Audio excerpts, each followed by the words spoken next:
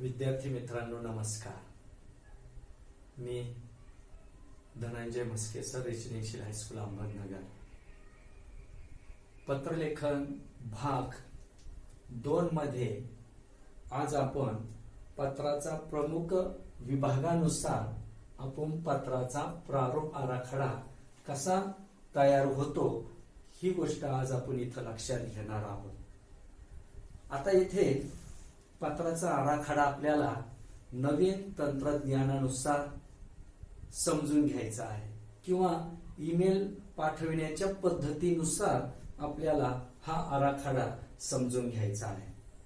या ठिकाणी आपल्याला एक गोष्ट लक्षात येईल, जे काय पत्रचे जे प्रमुख विभाग आलेले आहे इथं आराखड्यामध्ये मांडताना प्रत्येक विभागाची सुरुवात ही डाव्या बाजूने झालेली आहे. हा महत्वाचा बदल या 2 वर्षामध्ये आपल्याला ईमेल पद्धतीनुसार पत्र पाठवण्याच्या दृष्टीनं अभ्यासक्रम मंडळानं आपल्याला तशा सूचना दिलेल्या आहेत आणि त्यानुसार आपल्याला आता एक एक मुद्द्यानुसार हा आराखडा समजून घ्यायचा आहे. आता पत्राचे प्रमुख विभाग एकूण 6 आहे. पहिला विभाग आहे दिनांक, दुसरा मायना व अभिवादन, तिसरा विषय, चौथा मुख्य मजकूर, 5वा समारोप व स्वाक्षरी आणि 6वा पत्र लेखकाचा पत्ता. या पत्राच्या प्रमुख विभागानुसार आपण इथं पत्राचा प्रारूप आराखडा तयार केलेला आहे. म्हणजे दिनांक पत्र लिहिताना कोणत्या बाजूने आली पाहिजे, त्याच्यानंतर मायना आला पाहिजे, त्याच्यानंतर अभिवादन आलं पाहिजे, मग विषय, मग मुख्य मजकूर, मग समारोपाचा परिच्छेद, मग पत्रलेखकाची स्वाक्षरी आणि मग पत्रलेखकाचा पत्ता, संपर्क क्रमांक आणि ईमेल ऍड्रेस. अशा पद्धतीने आपल्याला हा भाग आपल्याला इथं समजून घ्यायचा आहे आणि त्या दृष्टीने आपण एक एक मुद्द्यानुसार जाणार आहोत. इथं सुरुवातीला आपण समजून घेणार आहोत तो म्हणजे पहिला प्रमुख विभाग म्हणजे दिनांक. तो पहा, पत्राच्या डाव्या बाजूला आपल्याला लिहायची. मग दिनांक प्रत्यक्ष पेपरमध्ये पत्रलेखन हा भाग आपण सोडवत असताना, पत्र लिहित असताना दिनांक कशा पद्धतीने लिहायची ही गोष्ट आपल्याला या ठिकाणी लक्षात घ्यायची. मग तिथं दिनांक असा संक्षिप्त रूपात लिहा किंवा पूर्ण शब्दात दिनांक शब्द लिहिला तरी चालेल. पण इथं मी संक्षिप्त रूपामध्ये दिनांक लिहिलेला आहे. पण दिनांक लिहिताना त्या ठिकाणी आपल्याला बऱ्याच वेळा अशी सवय असते की आपण दिनांक लिहिताना 15/9/2020 अशा पद्धतीने त्या ठिकाणी दिनांक लिहितो. परंतु जरा थोडीशी आपलं पत्र थोडस इतरांपेक्षा वेगळं असावं, थोडीशी वेगळी परिणामकारकता साधली जावी म्हणून दिनांक अशा पद्धतीनं न लिहिता खऱ्या अर्थानं आपण त्या ठिकाणी दिनांक लिहिताना महिन्याचं नाव द्यायचं. मग उदाहरणार्थ कसं 15 सप्टेंबर 2020 अशा पद्धतीने या ठिकाणी आपल्याला दिनांक लिहायची आहे. ही बाब या ठिकाणी तुम्ही लक्षात घ्या. त्यानंतर आपल्याला पुढे जायचंय दुसरा मुद्दा मायना व अभिवादन. तो कशा पद्धतीने लिहायचा आहे तो आपल्याला लक्षात घ्यायचा आहे. आता पहा, मायना म्हणजे काय, तर ज्या व्यक्तीला आपल्याला पत्र लिहायचंय त्या व्यक्तीच्या नावाच्या आधी त्याला विशेषण द्यायचंय आणि ते दिल्यानंतर मग खालच्या वळीत त्याला अभिवादन, मग वयानुसार त्या ठिकाणी आपल्याला नमस्कार किंवा त्या ठिकाणी अनेक आशीर्वाद वगैरे अशा पद्धतीने किंवा सप्रेम नमस्कार अशा पद्धतीने आपल्याला त्या ठिकाणी अभिवादन करायचं आहे. आता या ठिकाणी एक लक्षात घ्या, पत्राच्या प्रकारानुसार आपल्याला मायना आणि अभिवादन ही बाब या ठिकाणी समजून घ्यायची आहे. आपल्याला माहिती आहे पत्रलेखनाचे मुख्य 2 प्रकार आहेत. आपण पहिल्या भागामध्ये ते पाहिलेलं आहे आणि ते म्हणजे पहिला प्रकार म्हणजे आपलं अनौपचारिक पत्र. यामध्ये आपल्याला माहिती कौटुंबिक पत्राचा म्हणजेच घरगुती स्वरूपाच्या पत्राचा समावेश होतो. आणि दुसरा प्रकार येतो म्हणजे औपचारिक पत्राचा. यामध्ये आपल्याला माहित आहे कार्यालयीन किंवा व्यावसायिक पत्राचाच त्यामध्ये समावेश होतो. आता आपल्याला इथं औपचारिक पत्र आणि अनौपचारिक पत्र या शब्दातला या ठिकाणी फरक समजून घ्यायचा आहे. म्हणजे इथं एक गोष्ट तुमची अधिक त्या ठिकाणी तुम्हाला समजली जाईल, लक्षात येईल. आता अनौपचारिक आणि औपचारिक या शब्दातील थोडक्यात फरक असा आहे आणि तो असा की आपल्याला सांगता येईल की औपचारिक म्हणजे आपल्याला त्या ठिकाणी काही उपचार पाळावे लागतात, काही नियम पाळावे लागतात, काही संकेत पाळावे लागतात, हे आपण लक्षात घ्या. आणि हे उपचार, संकेत किंवा नियम ज्या ठिकाणी पाळले जातात त्याला आपण औपचारिक पत्र असं त्या ठिकाणी म्हणतो. आणि अनौपचारिक म्हणजे काय की ज्या ठिकाणी साधारणतः अशी कुठल्या फारशी उपचाराची, कुठले संकेत, नियम पाळण्याची गरज नाही, त्याला आपण त्या ठिकाणी मग अनौपचारिक पत्र असं त्या ठिकाणी म्हणतो. एका छोट्याशा उदाहरणावरून आपल्याला ही गोष्ट अधिक समजून घेता येईल.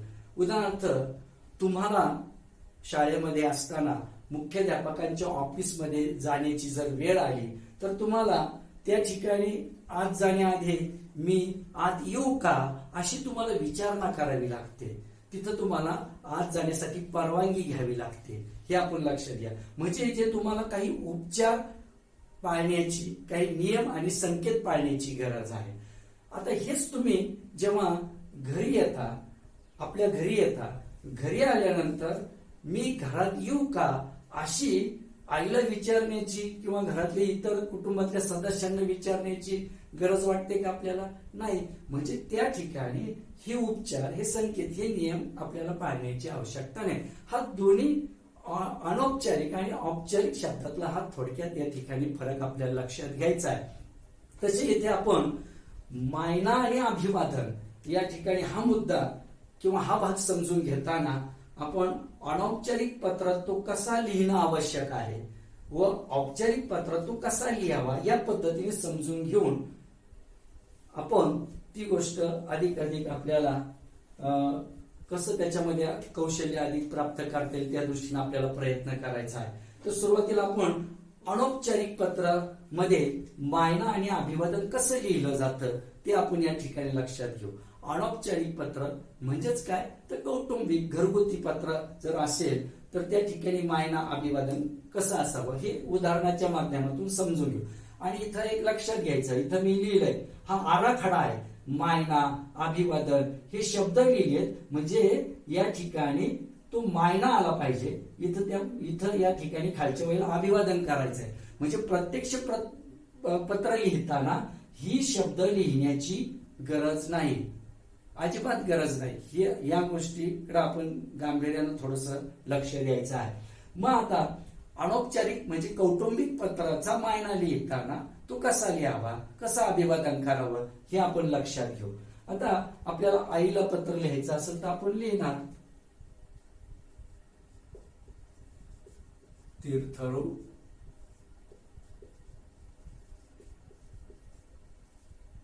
आईस स्वल्पविराम आणि मग खालच्या वळीला अभिवादन करायचा. म्हणजे तीर्थरूप आईस हे काय झालं, मायना. आता आपल्याला अभिवादन करायचंय कोणाला, आईला. मग इथं आपण लिहिणार साष्टांग नमस्कार, विनंती, विशेष. अशा पद्धतीने आपल्याला जावं लागेल, हे लक्षात घ्या. म्हणजे कौटुंबिक पत्र, घरगुती पत्र लिहिताना अशा पद्धतीने जावं लागेल. हेच आपण वडिलांना पत्र लिहायचं असेल तर अशा पद्धतीने, किंवा आता तुम्हाला मित्राला पत्र लिहायचंय मग इथं आपण लिहितो प्रिय मित्र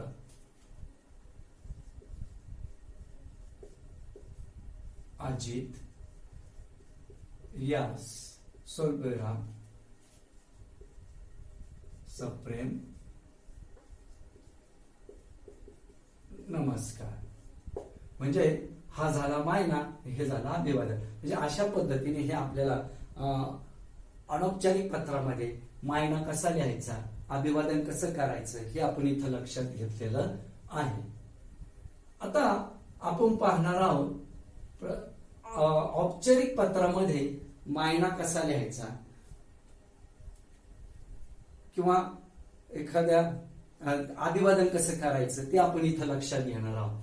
आता उदाहरण आपण लक्षात घेताना मायना एखादं आता औपचारिक पत्र म्हणजे कार्यालयीन पत्र किंवा व्यावसायिक पत्र येतं, म्हणजे ते एखाद्या अधिकाऱ्याला पत्र लिहिलं जातं, त्यानुसार या ठिकाणी मायना कसा लिहायचा. मग मायना लिहिताना सुरुवातीला इथं प्रति हा शब्द लिहावा लागेल, हे लक्षात घ्या.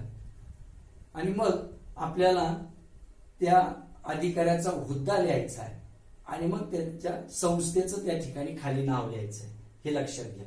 मग आता आपण उदाहरणार्थ आपल्याला मुख्याध्यापकांना पत्र लिहायचं, मग प्रति, मग इथं खाली लिहिणार माननीय मुख्याध्यापक सोडपेराम. मग हे मुख्याध्यापक कुठल्या शाळेचे ते खालच्या ओळीला घ्यायचं,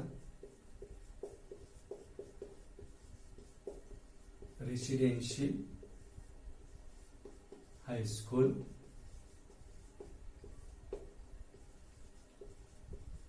अहमदनगर,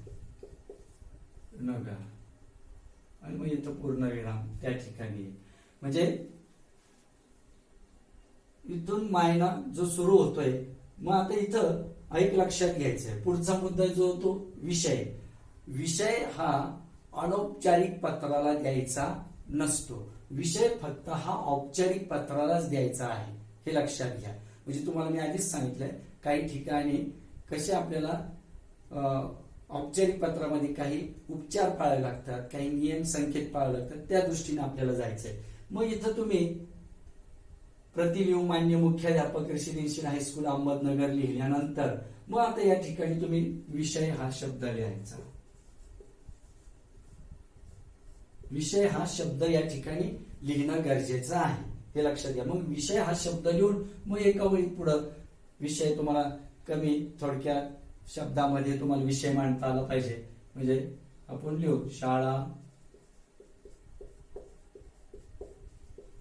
सोडल्याचा दाखला मिळणे बाबत. मग विषय लिहून झाल्यानंतर मग खाली या ठिकाणी आपण त्यांना महोदय, मग त्याला अभिवादन सप्रेम नमस्कार, आणि मग पुढचा मग मुख्य मजकूर हा मुद्दा त्या ठिकाणी सुरू होणार आहे. म्हणजे औपचारिक पत्र लिहिताना अशा पद्धतीने तुम्हाला मायन्यापासून तर तुमच्या सप्रेम नमस्कार पर्यंत अशा पद्धतीने लिहावं लागणार आहे. हा फरक त्या ठिकाणी औपचारिक पत्रामध्ये आणि अनौपचारिक पत्रामध्ये मायना आणि अभिवादन लिहिताना लक्षात घ्यायचा आहे. आता पुढचा जो मुद्दा आहे तो म्हणजे मुख्य मजकूर. तो लक्षात घेताना मुख्य मजकूर कशा पद्धतीने आपली त्याची मांडणी असली पाहिजे हे आपल्याला या ठिकाणी लक्षात घ्यायचा आहे. आता हा जो मुद्दा आहे मुख्य मजकूर, खऱ्या अर्थानं मी तुम्हाला पत्राच्या भाग 1 मध्ये सांगितलं होतं की पत्रलेखन हे शास्त्र आहे, तसं पत्रलेखन ही कला देखील आहे. मग शास्त्र कुठं आहे तर दिनांक कुठे असावा, मायना कुठे असावा, विषय कुठे असावा, स्वाक्षरी कुठे असावी, हे काही गोष्टी ठरलेल्या आहेत, काही नियम आहेत, आणि जिथं नियम येतात तिथं शास्त्र असतं, आणि म्हणून पत्रलेखन हे शास्त्र आहे. मग पत्रलेखन ही कला आहे, तिथं आपली कलात्मकता दिसून येते. मग खऱ्या अर्थानं आपली कलात्मकता कुठे दिसून येते, ती मुख्य मजकुरामध्ये, हे लक्षात घ्यायचं. मग आता मुख्य मजकूर लिहिताना कोणत्या गोष्टी आपण या ठिकाणी लक्षात घेणं आवश्यक आहे, तर पहिली गोष्ट आपण कोणत्या प्रकारचं पत्र लिहितोय याचं भान असलं पाहिजे. म्हणजे पत्राच्या प्रकारानुसार आपल्याला मुद्द्यांची निवड करणं गरजेचं आहे. मग त्या मुद्द्यांचं आपल्या भाषेमध्ये विश्लेषण, स्पष्टीकरण, व्यवस्थित शब्द योजना वापरून आपल्याला करता आली पाहिजे. म्हणजे ते कौटुंबिक पत्र असेल तर त्या पद्धतीची तुमची भाषा शैली असली पाहिजे. त्याच्यामध्ये एकमेकांची ख्याली खुशाली विचारली गेली पाहिजे. त्या ठिकाणी आपण कुठल्या भावभावनांशी त्या कौटुंबिक नात्यामध्ये आपण गुंफलेला असतो त्या पद्धतीने भाषा शैली मांडून आपल्याला कौटुंबिक पत्राचं मुख्य मजकुरामध्ये लेखन करणं गरजेचं आहे.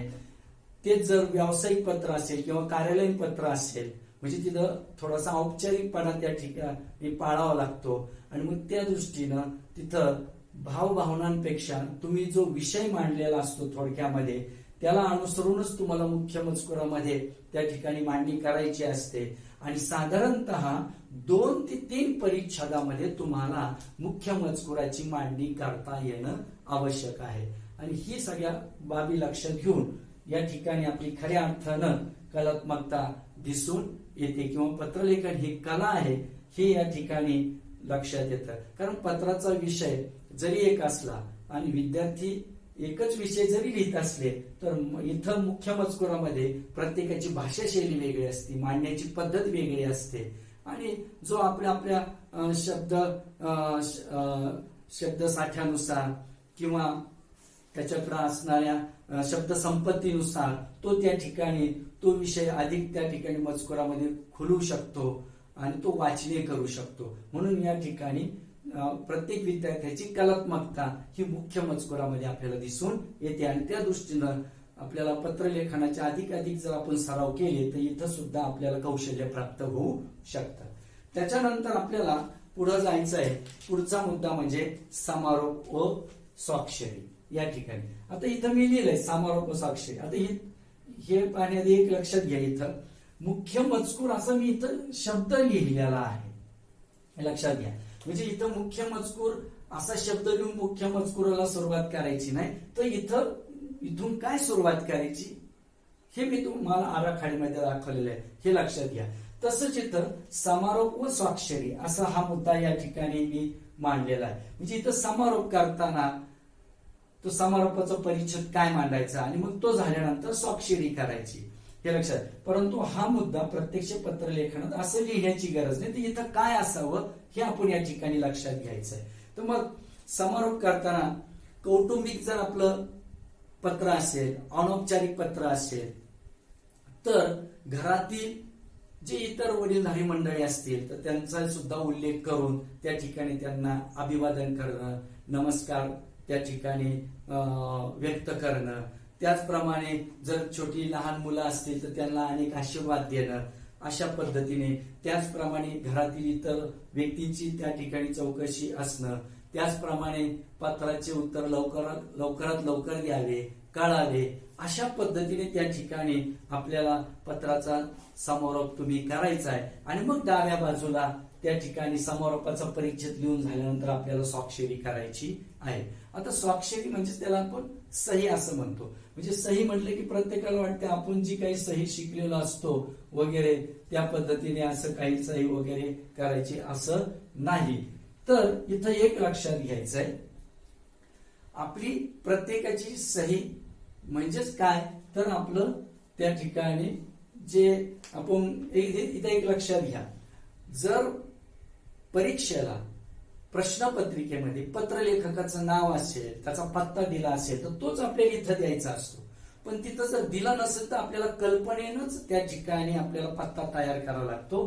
किंवा त्या ठिकाणी जर नाव दिलेलं नसेल लेखकाचं तर त्या ठिकाणी प्रत्येकाचं नाव काय येणार आहे, अ ब क, म्हणजे तीच त्याची स्वाक्षरी झाली, अ ब क, अशा पद्धतीने. हे लक्षात घ्या. म्हणजे हीच त्याची स्वाक्षरी किंवा हेच त्याचं नाव, हे आपण या ठिकाणी लक्षात घ्यायचं आहे. आणि मग या अशा पद्धतीने स्वाक्षरी झाल्यानंतर मग शेवटच्या मुद्द्याकडे यायचं आपल्याला, पत्रलेखकाचा पत्ता. म्हणजे हा मुद्दा तिथं लिहिण्याची गरज नाही, फक्त इथं कोणता मुद्दा असावा म्हणून मी आराखड्यामध्ये ते मांडलेलं आहे. मग पत्रलेखकाचा पत्ता लिहिताना तो कसा लिहायचा, आता इथं थोडस लक्षात घ्यायचंय की आपल्याला पत्ते हे 2 प्रकारचे असतात. एक शहरी पत्ता असतो आणि एक ग्रामीण पत्ता असतो. आणि पत्ता कोणत्या क्रमाने लिहिला गेला पाहिजे हे काही गोष्टी काही विद्यार्थ्यांच्या लक्षात येत नाहीत, म्हणून हा भाग या ठिकाणी लक्षात घेणं अतिशय आवश्यक आहे. म्हणून त्या दृष्टीने आपण आता या ठिकाणी शहरी पत्ता कसा लिहायचा हे आपण समजून घेऊ.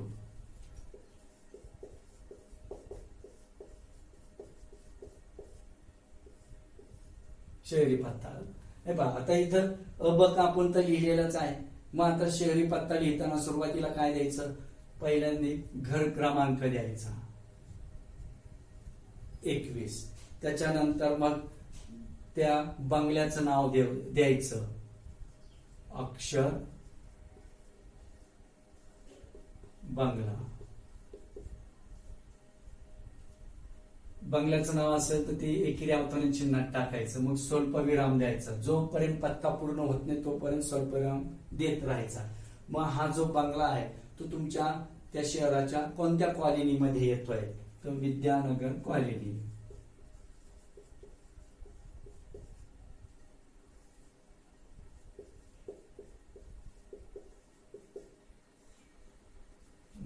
विद्यानगर कॉलनी. मग ही विद्यानगर कॉलनी शहराच्या कोणत्या उपनगरामध्ये येते, तर मग शिवाजी नगर, पुन्हा स्वल्पविराम, हे लक्षात घ्या. मग शिवाजी नगर या उपनगरात येते. मग हे शिवाजी नगर कोणत्या शहरामध्ये आहे, तर पुणे. मग इथं 6 अंकी त्या ठिकाणी पिनकोड नंबर आपण टाकून द्यायचा आहे. अंक टाकताना हे मराठीमध्येच टाकायचे आहे. मग समजा 414443 असं कुठले अंक, हे आपला नमुना आहे. म्हणून पिनकोड नंबर या पद्धतीने आपल्याला त्या ठिकाणी टाकता आला पाहिजे. आणि आता ईमेल पद्धतीनुसार पत्र लिहायचंय, त्याच्यामुळे आता आपल्याला 2 गोष्टी याच्यामध्ये ऍड केलेल्या आहेत. तो म्हणजे संपर्क क्रमांक. इथं मी दिलेला आहे म्हणजे संपर्क क्रमांक. संपर्क क्रमांक देताना मोबाईलचे फक्त पहिले 2 अंक लिहायचे, पुढं 8 फुल्या मारायच्या आहेत. पूर्ण अंक तिथे लिहिण्याची गरज नाही. आणि मग संपर्क क्रमांक लिहिल्यानंतर त्या ठिकाणी आपल्याला ईमेल द्यायचा आहे आपला स्वतःचा. तो सुद्धा आपल्याला कल्पनेनं तयार करून त्या ठिकाणी द्यायचं. मी या ठिकाणी पण लिहून ठेवलेला आहे. या पद्धतीने त्या ठिकाणी ईमेल द्यायचा आहे. म्हणजे abc123@gmail.com अशा पद्धतीने तुम्हाला त्या ठिकाणी ईमेल ऍड्रेस तुम्हाला द्यायचा आहे. आणि तो कंपल्सरी सक्तीनं तुम्हाला तो देणं गरजेचं आहे. म्हणजे या नवीन नियमानुसार ईमेल पद्धतीच्या पत्रलेखनानुसार तुम्हाला तो देणं पत्त्यामध्ये अतिशय आवश्यक झालेला आहे. नाही तर आपले गुण जाऊ शकतात. त्या दृष्टीने आपण या ठिकाणी हा जसा ईमेल या ठिकाणी मी लिहिलाय तसा या ठिकाणी तुम्ही लिहायचा आहे. हा झाला शहरी पत्ता कशा पद्धतीने लिहायचा हा आपण नमुना पाहिला. आणि आता शेवटचा भाग या ठिकाणी तो म्हणजे ग्रामीण पत्ता कसा लिहायचा. एवढं असं लक्षात घेतलं की हा भाग या ठिकाणी संपणार आहे. मग इथं ग्रामीण पत्ता,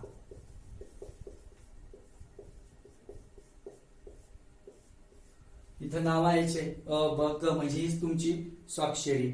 मग इथं मुक्काम पोस्ट म्हणजे मुक्काम म्हणजे कुठं राहणार आहे. पोस्ट म्हणजे पोस्ट ऑफिस. म्हणजे काही गावांना गावातच पोस्ट ऑफिस असतं, काहींना नसतं, तर मग पोस्ट काहींचं वेगळं येऊ शकतं. पण मी इथं लिहिलं मुक्काम पोस्ट वडगाव, स्वल्पविराम, तालुका मोहोळ, स्वल्पविराम, जिल्हा सोलापूर. आणि मग खाली इथं पिनकोड तुमचा टाकायचे. कोणतेही 6 अंक तुम्ही टाकू शकता अशा पद्धतीने. आणि मग पुन्हा नेहमीप्रमाणे संपर्क क्रमांक,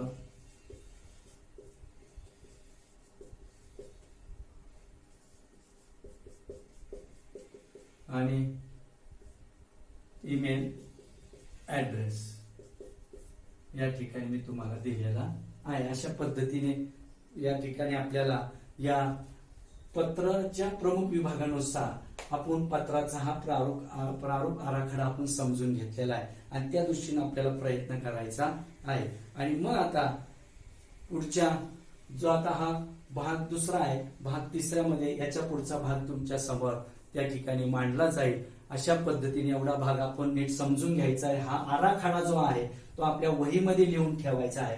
ही मुद्दे तुम्ही आधी लिहिलेले असतीलच, जर लिहिलेले नसतील तर पुन्हा मी दिलेले आहे. आणि हे लिहिल्यानंतर या आराखड्यानुसार वहीमध्ये असा हा पत्राचा प्रारूप आराखडा वहीमध्ये आपण लिहून ठेवायचा आहे. या ठिकाणी हे लेक्चर या ठिकाणी थांबूया. धन्यवाद.